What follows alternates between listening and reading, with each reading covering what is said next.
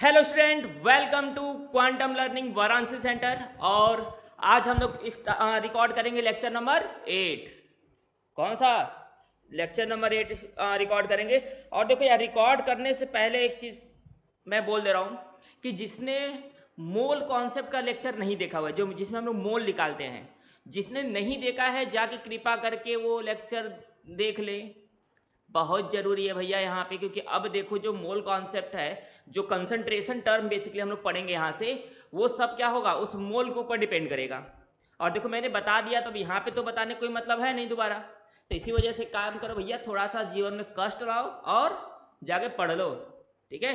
जब तक जीवन में कष्ट नहीं लाओगे तब तक कुछ नहीं होने वाला जीवन का।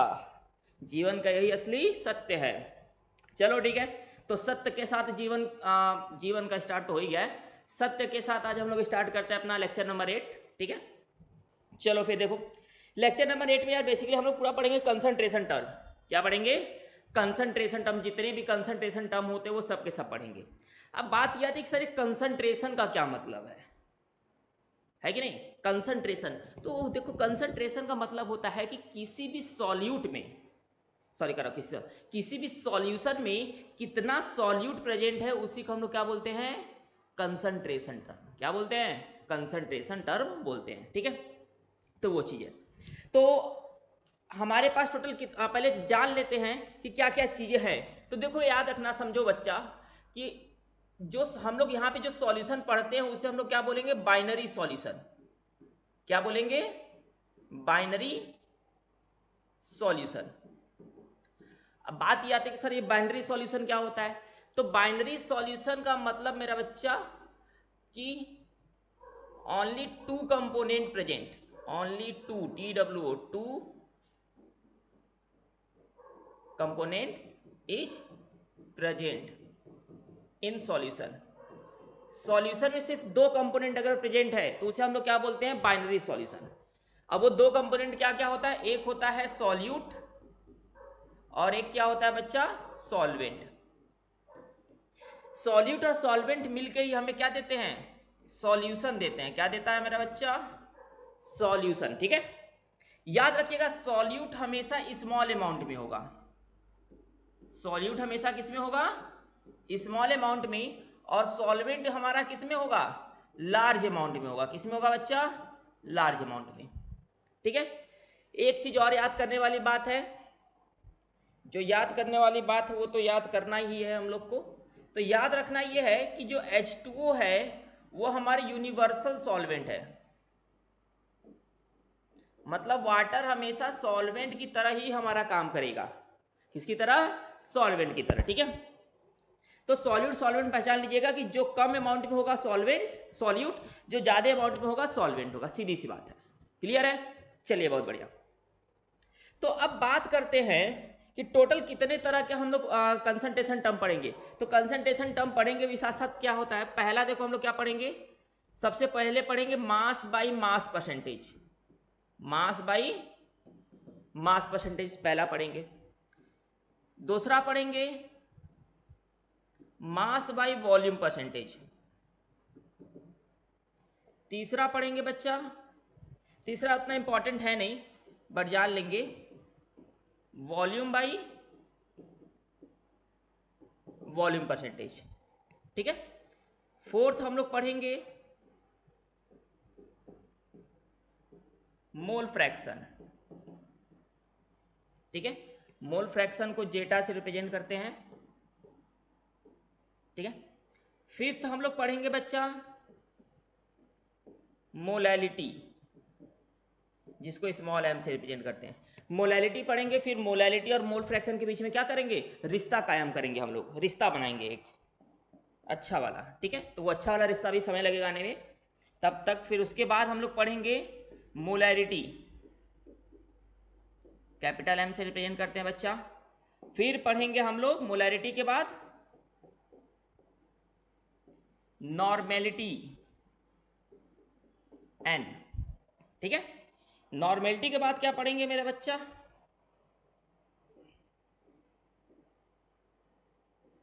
आठवां पढ़ेंगे स्ट्रेंथ, जिसको कैपिटल एस से रिप्रेजेंट करेंगे। और एक लास्ट हम लोग पढ़ते हैं 9th वाला ppm, पार्ट पर मिलियन। तो इतने टर्म हम लोग पढ़ेंगे। और देखो ये तुम्हारा 11th में भी है, 12th में भी है, ठीक है ना। ऐसा नहीं कि 11th में पढ़ लिए तो 12th में नहीं मिलेगा, तुम्हें 12th में भी वापस मिलेगा। 12th का पहला ही चैप्टर जो है सॉल्यूशन, कौन सा, सॉल्यूशन, उसमें फिर तुम्हें वापस मिलेगा, ठीक है। तो इतने टर्म हमें पढ़ने हैं, तो हम 1 by 1 सारे टर्म पढ़ते हैं, ठीक है। तो चलो आगे बढ़ते हैं। सबसे पहला देखो मास बाय मास, क्या है, मास बाय मास परसेंटेज। पहले हम समझते हैं बच्चा एक चीज, देखो याद रखना, जो डिनोमिनेटर में होता है ये सॉल्यूशन के लिए होता है। किसके लिए होता है, सॉल्यूशन का मास रहेगा जो कि ग्राम में रहेगा। और जो नंबरेटर में है उसे, वो किसके लिए होता है, सॉल्यूट के लिए। हर मास बाय मास और मास बाय वॉल्यूम, चाहे वॉल्यूम बाय वॉल्यूम, डिनोमिनेटर वाला क्या रहेगा, सॉल्यूशन के लिए, और नंबरेटर वाला क्या रहेगा, सॉल्यूट के लिए, ठीक है। दोनों क्या होंगे इसमें, ग्राम में रहेंगे। किसमें रहेंगे, ग्राम में रहेंगे, ठीक है। अब एक चीज समझो जरा सा, देखो जैसे मान लो कि मैंने क्या बोला कि सॉल्ट और शुगर, ये सॉल्ट और सैंड, क्या बोला मैंने कि सॉल्ट प्लस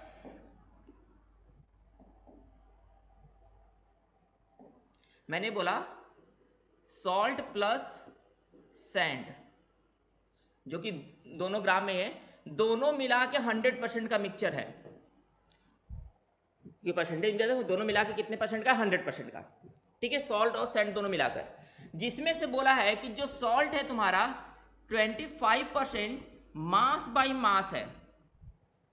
कितना है, 25% मास बाय मास। तो अब देखो हम क्या समझ, इसका मतलब क्या हो गया कि जो पूरा सॉल्यूशन है हमारा, जो पूरा सॉल्यूशन वो कितने परसेंट का है, 100%। 100% का मतलब कितना बच्चा, 100 ग्राम। कितना, 100 ग्राम। जिसमें से क्या बोला है, सॉल्ट कितना परसेंटेज, 25%, सॉल्ट तुम्हारा है 25%, तो 100 का 25% मतलब 100 ग्राम का 25% कितना आएगा बच्चा, 25 ग्राम। तो उस सॉल्यूशन में सॉल्ट बचा कितना है, 25 ग्राम। तो ये बताओ, दोनों तो ग्राम में ही है ना, तो 100 ग्राम में से 25 ग्राम निकालेंगे तो कितना बचेगा, 75 ग्राम। तो जो सैंड होगा हमारा, क्या होगा, सैंड, वो कितना बचेगा, 75%।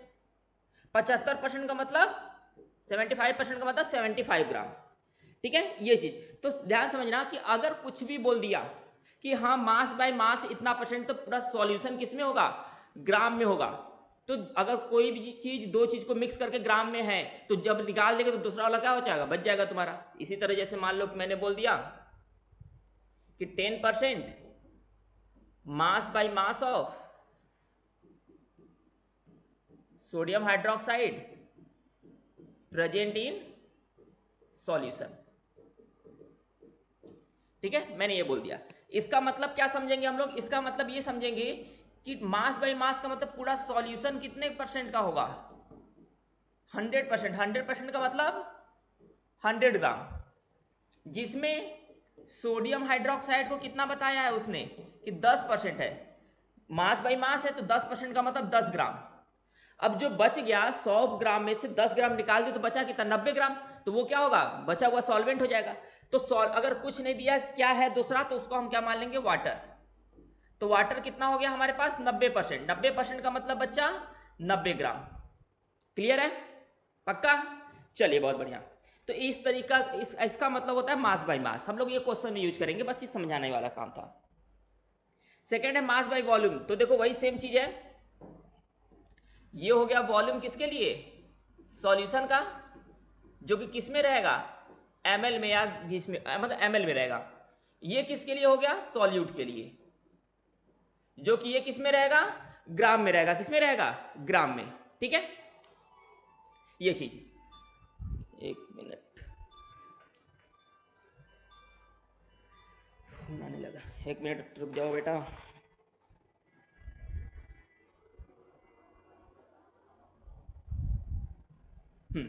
चलिए, यार फोन पे फोन आ जाता है, मोदी बना दिए सब हमें मेरे दोस्त लोग। चलो कोई नहीं, आ जाते हैं। तो मैंने क्या बोला कि जब मास बाय वॉल्यूम, तो सॉल्यूशन वॉल्यूम का किस में रहेगा, ml में, और सॉल्यूट क्या रहेगा, ग्राम में रहेगा। ठीक है, अब इसका मतलब समझो, जैसे मान लो मैंने बोला कि तुमने क्या किया कि 100 ml का सॉल्यूशन बनाया, मतलब 100 ml वाटर लिया, क्या लिया, 100 ml वाटर लिया। उस 100 ml वाटर में तुमने क्या किया, 10 ग्राम शुगर मिक्स कर दिया। कितने ग्राम, 10 ग्राम शुगर तुमने मिक्स कर दिया। ठीक है, अब 10 ग्राम शुगर मिक्स करने का मतलब यार,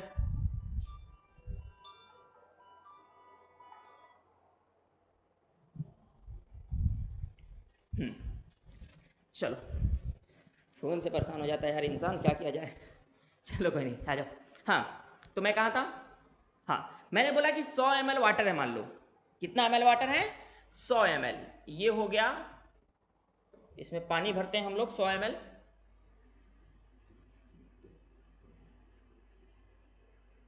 ठीक है, ये पूरा 100 ml है।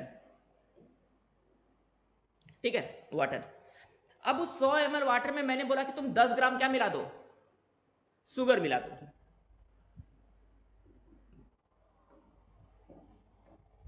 हमने क्या किया, 10 ग्राम क्या मिला दिया, ग्लूकोज मान लो मिला दिया। थोड़ा सा कमजोर हो गए हो तुम लोग, तो ग्लूकोज मिला के थोड़ा शक्ति लाते तुम्हारे अंदर। तो मैंने 10 ग्राम उसमें बोल दिया कि तुम ग्लूकोज मिला दो। अब ये बताओ, 100 ग्राम में, 100 ml में जब तुम 10 ग्राम ग्लूकोज मिलाओगे, तो जो सॉल्यूशन बनेगा,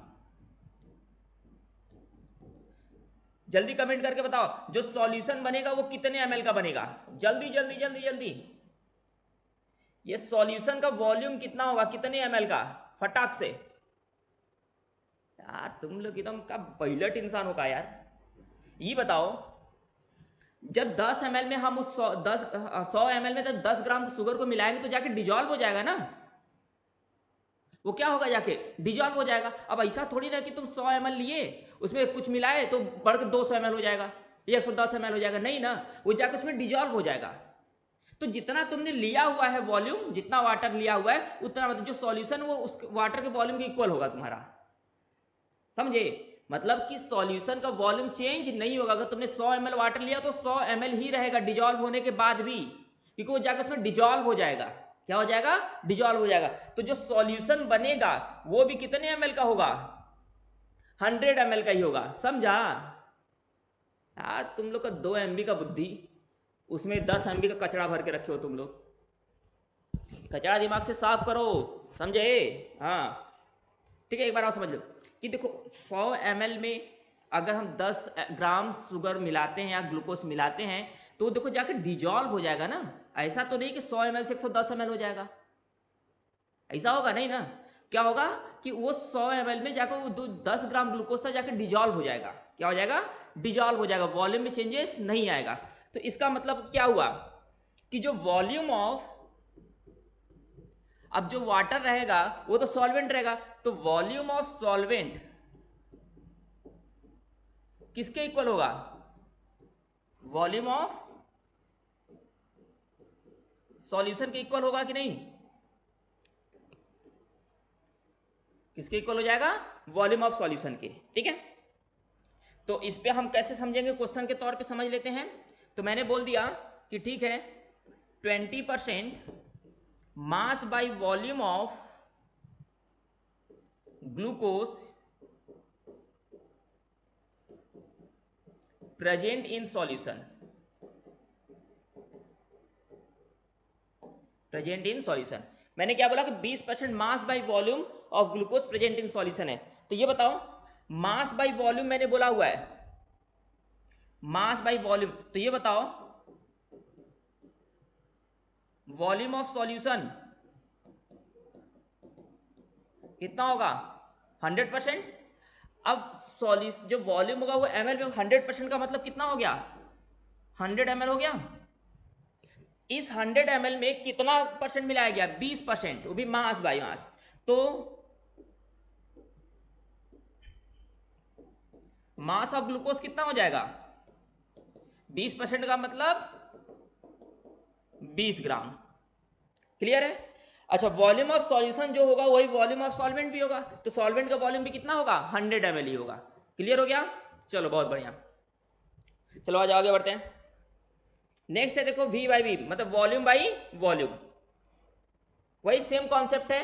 ये तुम्हारा हो गया सॉल्यूशन के लिए जो कि ml में रहेगा, और ये हो गया सॉल्यूट के लिए जो कि ये भी ml में रहेगा। ठीक है, अब देखो यहां पे ध्यान समझो, ये बताओ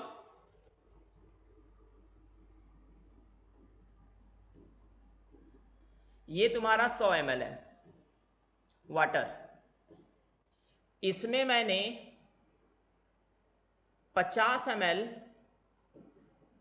सोडियम हाइड्रोक्साइड मिला दिया, 50 ml। तो जो सॉल्यूशन बनेगा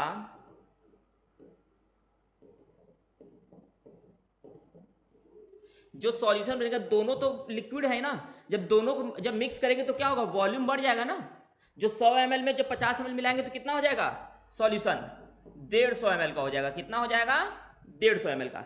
अगर वही वापस मैं उसमें से 50 ml बाहर निकाल लो तो कितना बचेगा, 100 ml वापस बचेगा, है कि नहीं। तो मतलब इसमें अगर मिक्स जितना बोलेगा उतना हटा देंगे, 100 में से कम कर देंगे सीधे। तो समझ लो, यहाँ पे क्वेश्चन के तौर पे मैं यहाँ पे बता दे रहा हूं कि जैसे मैंने बोल दिया कि ठीक है 25% वॉल्यूम बाय वॉल्यूम ऑफ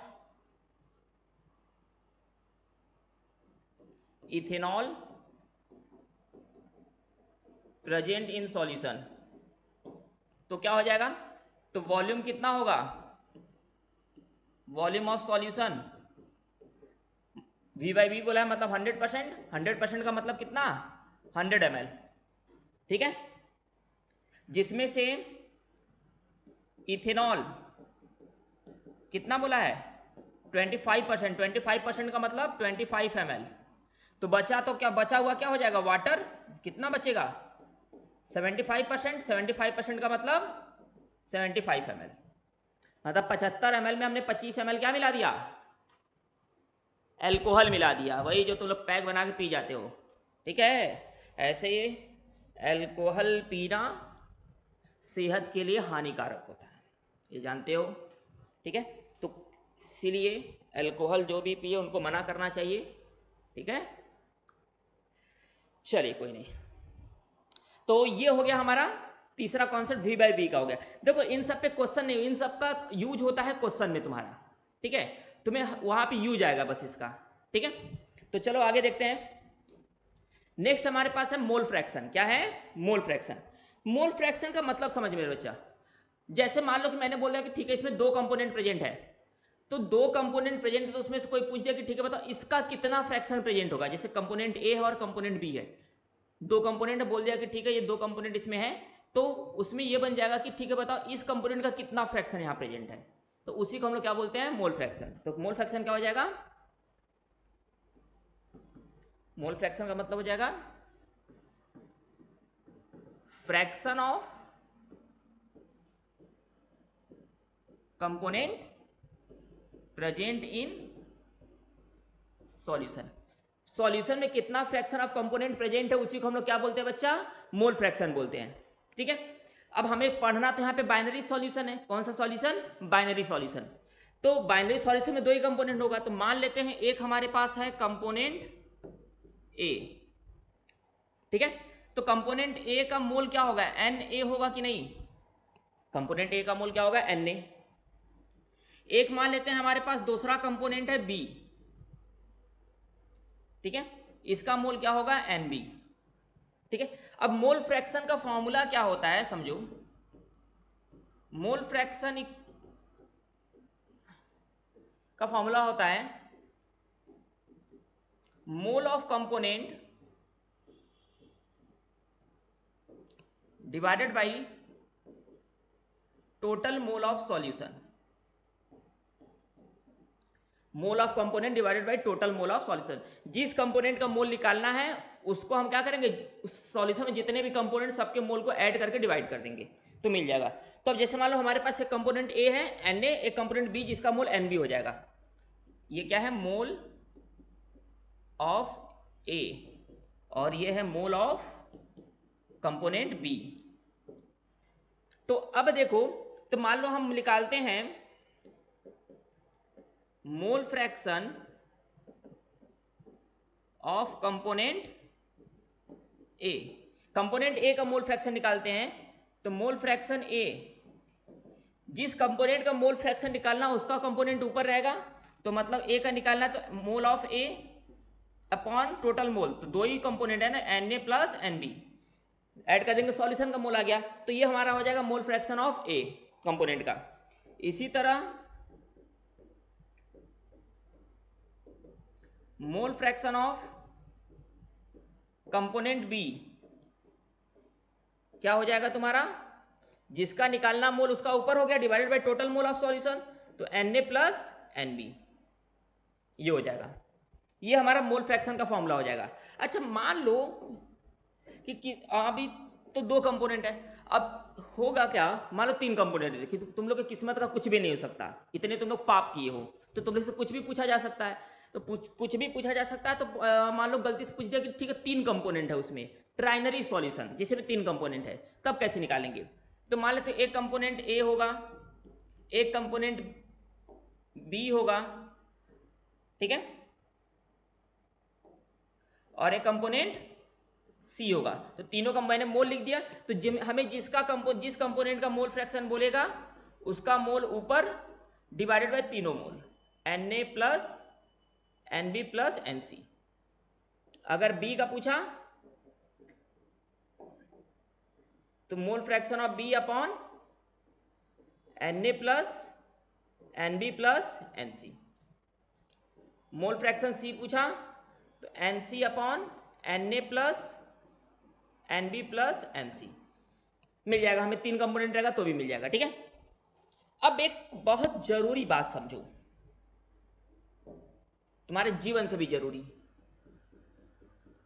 याद रखना, mole fraction A plus mole fraction B equal to कितना होता है बच्चा, 1 होता है। दो कंपोनेंट के मोल फ्रैक्शन का सम कितना होता है, 1 होता है, ठीक है ना। तो अब देखो जैसे हो गया, अगर हमें किसी एक कंपोनेंट का मोल फ्रैक्शन पता चल गया तो दूसरे वाले का क्या करेंगे, उसमें से माइनस करके निकाल लेंगे 1 में से, है ना। अच्छा अब एक खास बात और, ये बताओ ऊपर भी मोल नीचे भी मोल, तो ये क्या होगा, मोल फ्रैक्शन का यूनिट क्या हो जाएगा, फिर कोई यूनिट होगा नहीं ना, क्या हो जाएगा, यूनिटलेस। तो याद रखना मोल फ्रैक्शन क्या है, it is unit less quantity. ये आपका क्या है, एक यूनिट लेस क्वांटिटी है। क्लियर हो गया, पक्का समझ में आया ना सारी चीजें, देख लो एक बार, लिख लो, लिखना है तो स्क्रीनशॉट लेना ले लो, ठीक है। चलो तो ये हो गया हमारा मोल फ्रैक्शन। मोल फ्रैक्शन निकालेंगे कैसे मैंने ये भी बता दिया। अच्छा मोल कैसे निकाल लो ना, अगर मान लो मोल निकालना हो तो कैसे, तो भैया मैं वो भी लिख दे रहा हूं कि तुम लोग बाद में कहो मत कि सर मोल निकालना नहीं बताया, लेकिन देखो मैंने मोल निकालना बता दिया, लेक्चर नंबर 4 या 5 जो भी होगा देख लो। तो मोल का फॉर्मूला होता है, मोल का फॉर्मूला होता है मास अपॉन मोलर मास। इस तरीके से हम मोल निकाल सकते हैं, क्या निकाल सकते हैं बच्चा, मोल निकाल सकते हैं, ठीक है। तो ये हो गया आपका मोल फ्रैक्शन, और याद रखिएगा क्या है, यूनिट लेस क्वांटिटी है, इसका मतलब यूनिट लेस होता है, कोई यूनिट नहीं है इसका, ठीक है।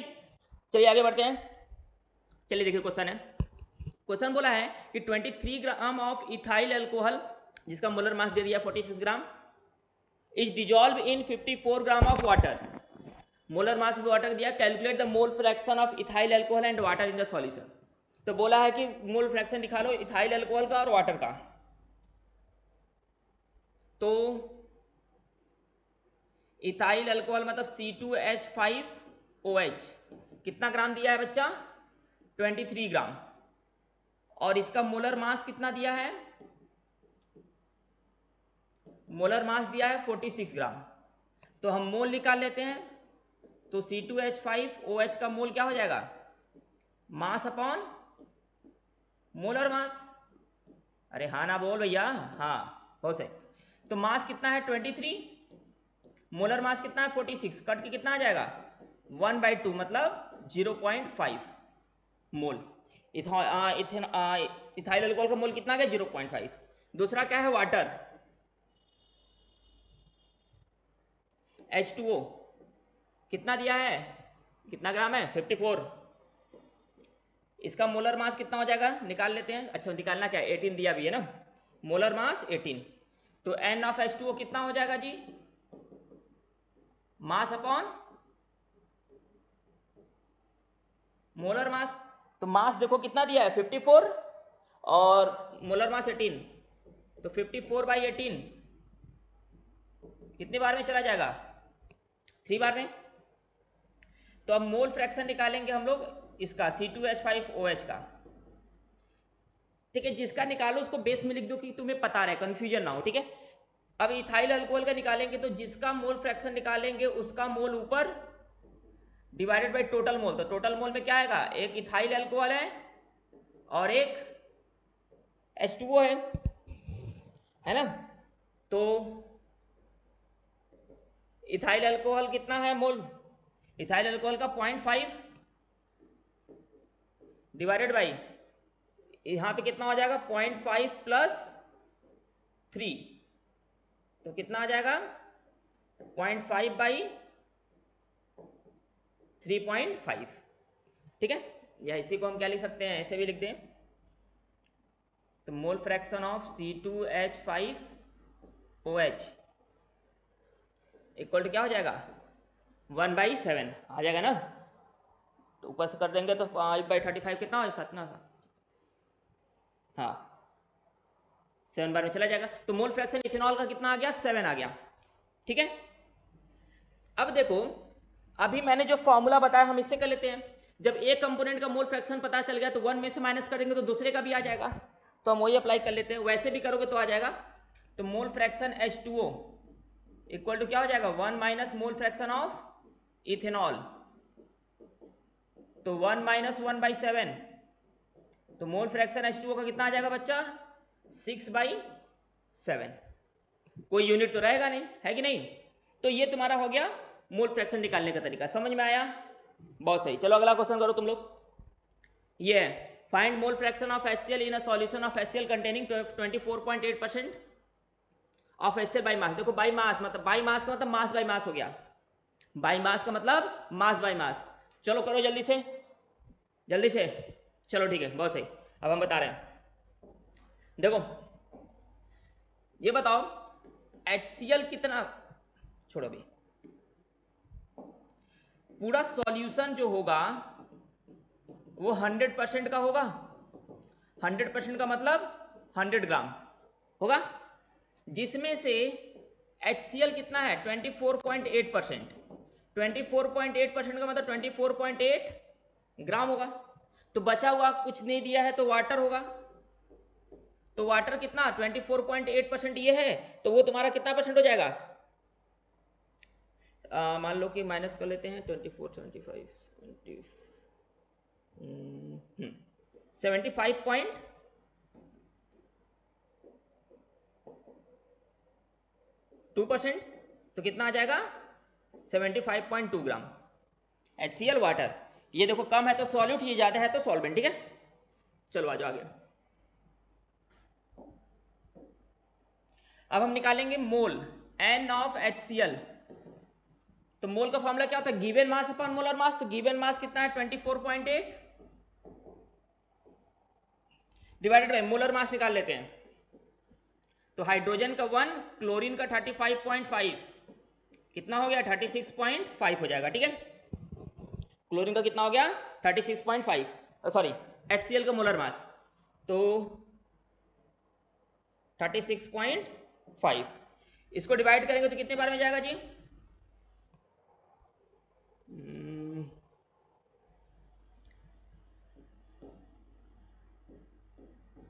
0.679 बार में, कितने बार में 0.679, डिवाइड करके देख लेना यार। इसी तरह वाटर का निकाल लेते हैं N ऑफ H2O।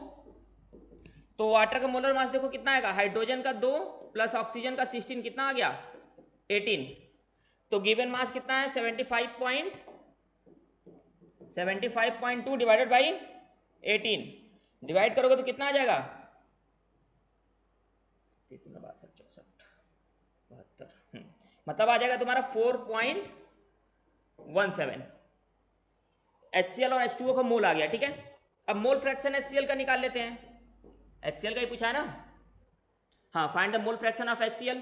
तो मोल फ्रैक्शन ऑफ HCl क्या हो जाएगा, वही सेम तरीका, जिसका मोल फ्रैक्शन निकालना है ऊपर डिवाइडेड बाय टोटल मोल, तो N of HCl plus N of H2O।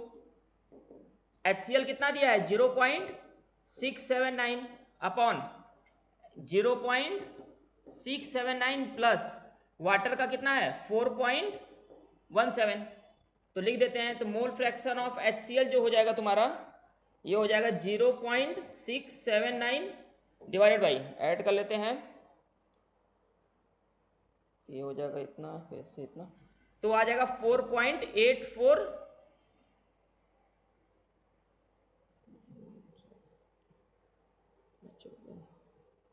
हाँ ठीक है, इतना आ जाएगा। डिवाइड करेंगे तो कितना आ जाएगा, डिवाइड कर देंगे तो आ जाएगा हमारा इसके पास 0.14। तो मोल फ्रैक्शन ऑफ HCl कितना आ जाएगा बच्चा, 0.14 आ जाएगा।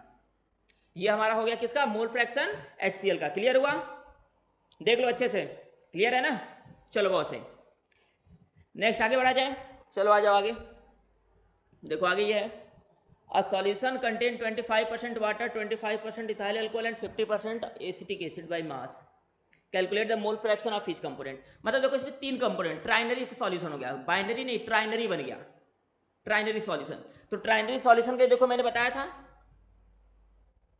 ये वाला कॉन्सेप्ट, जिसका पूछेगा उसका divided by total mole of solution, तो वही कॉन्सेप्ट लगेगा। तो सबसे पहले हम क्या निकाल लेते हैं, तीनों का मोल निकाल लेते हैं। तो डायरेक्ट मैं कर रहा हूं, ठीक है, अब लिख नहीं रहा हूं। 25% वाटर का मतलब कितना हो गया, वाटर कितना हो जाएगा, H2O हो गया तुम्हारा 25 ग्राम, क्योंकि देखो सब बोला है बाई मास है, क्या बोला है, बाई मास। H2O 25 ग्राम हो गया, इथेनॉल C2H5OH ये भी 25 ग्राम हो गया, और क्या है, एसिटिक एसिड। एसिटिक एसिड का फॉर्मूला होता है CH3COOH, ये हो गया 50 ग्राम, 50% का तो 50 ग्राम। तो मोलर मास भी निकाल लेते हैं, क्योंकि मोलर मास भी तो हमें जरूरत पड़ेगा ना। तो इसका आ जाएगा कितना, 24 प्लस 6 प्लस 16 30 46, इसका मोलर मास आ गया 46, इसका निकाल लेते हैं। तो 24 4 28 32, 24 प्लस 4 प्लस 32, तो 28 हो गया 30 60, ये मोलर मास मैंने निकाल दिया। वाटर का कितना होता है, 18 होता है, ठीक है। अब हम सीधे लिख रहे हैं, देखो तो ये बताओ, N of H2O given mass 25, molar mass 18, ठीक है। इसको डिवाइड करेंगे तो कितना आ जाएगा N ऑफ H2O का, देख लो, तो ये आ जाएगा 1.38, ठीक है।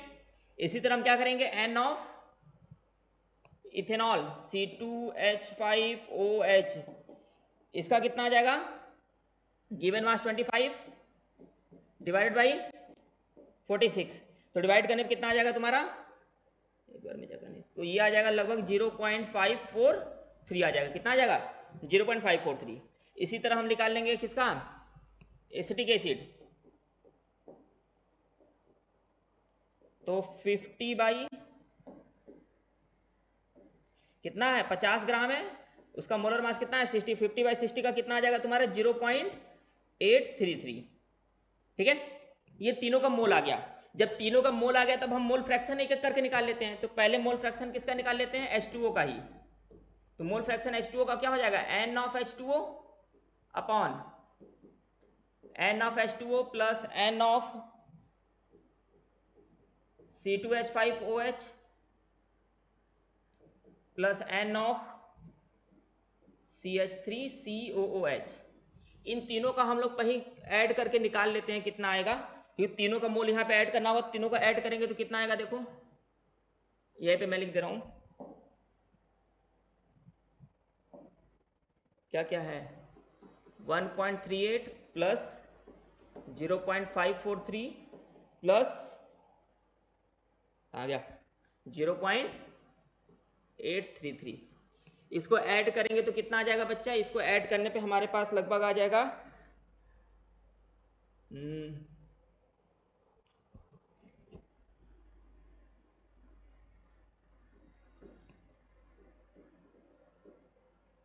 वही आएगा ना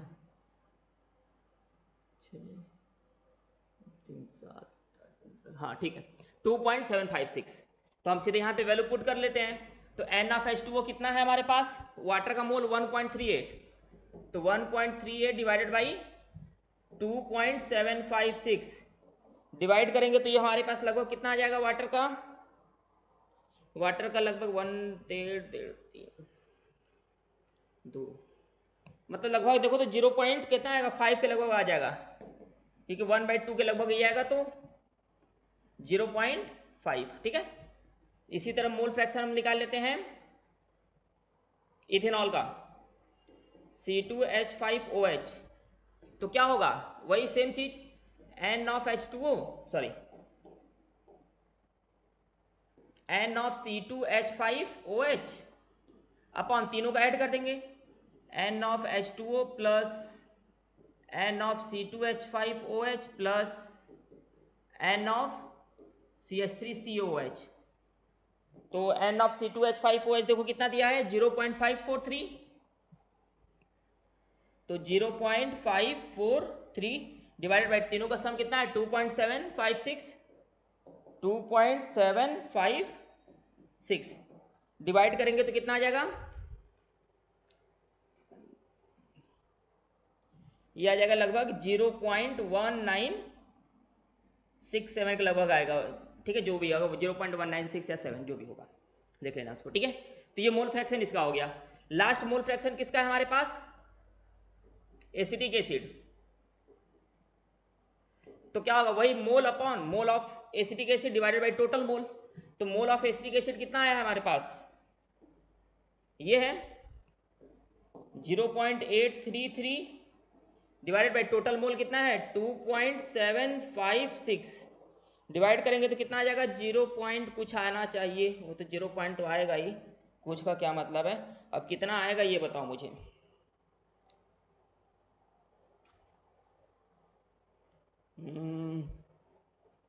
मान लो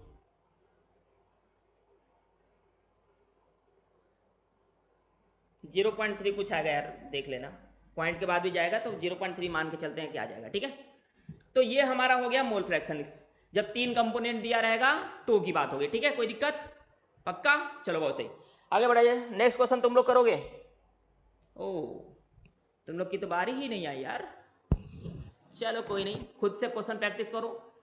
ठीक है, देखो जितना क्वेश्चन प्रैक्टिस किए रहोगे उतना बढ़िया फायदा होगा भैया। तुम सोचो कि बस देख लिए काम हो गया, नहीं नहीं होने वाला, समझो मेरी बात। ठीक है, तो चलो कोई नहीं, तो आज का सेवा हम लोग का समाप्त। अब हम लोग नेक्स्ट लेक्चर में मिलेंगे। नेक्स्ट लेक्चर में क्या है हमारे पास, मोलैलिटी, तो मोलैलिटी में मिला जाएगा। ठीक है, तब तक अच्छे से पढ़िए, मस्त रहिए, खाइए पीजिए, घूमिए फिरिए, साथ में पढ़ाई करिए। पता चला बोल दिए घूमिए फिरे तो घूमते फिरते रह जाओगे। ठीक है, चलिए ठीक है तब